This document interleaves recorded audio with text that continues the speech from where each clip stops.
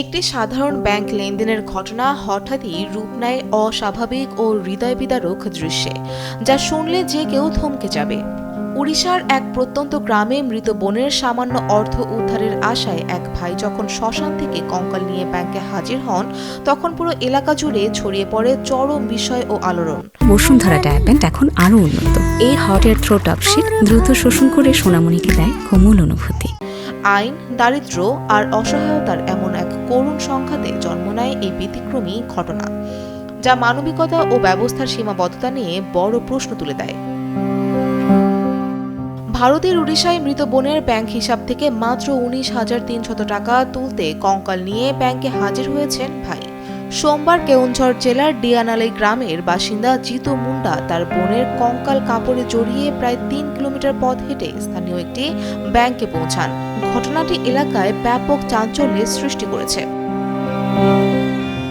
ভারতীয় সংবাদ মাধ্যম এনডিটিভির বরাতে জানা যায়, প্রায় 2 মাস আগে কাকরা মুন্ডার মৃত্যু হয়। স্বামী ও সন্তান না থাকায় জিতুই ছিলেন একমাত্র নিকটাত্মীয়।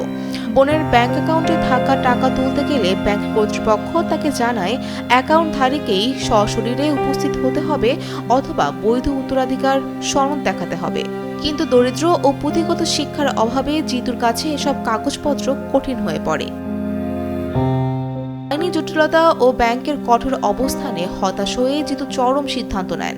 তিনি গ্রামের শ্মশান থেকে বোনের কঙ্কাল তুলে এনে তা নিয়েই ব্যাংকে উপস্থিত হন। এই দৃশ্য দেখে স্থানীয়রা হতভম্ব হয়ে পড়েন এবং অনেকে ব্যাংকের এমন আচরণকে অমানবিক বলে ক্ষোভ প্রকাশ করেন। তাদের মতে, চাইলেই স্থানীয় জনপ্রতিনিধির মাধ্যমে বিষয়টি সহজেই যাচাই করা যেত। পরে খবর পেয়ে পুলিশ ঘটনাস্থলে পৌঁছে পরিস্থিতি নিয়ন্ত্রণে আনে এবং মানবিক দিক বিবেচনায় সমস্যার সমাধানের আশ্বাস দেয়। একই সঙ্গে ব্যাংক কর্তৃপক্ষের কাছেও এই বিষয়ে ব্যাখ্যা চাওয়া হয়েছে। Fouzia Fariha, Daily Sun.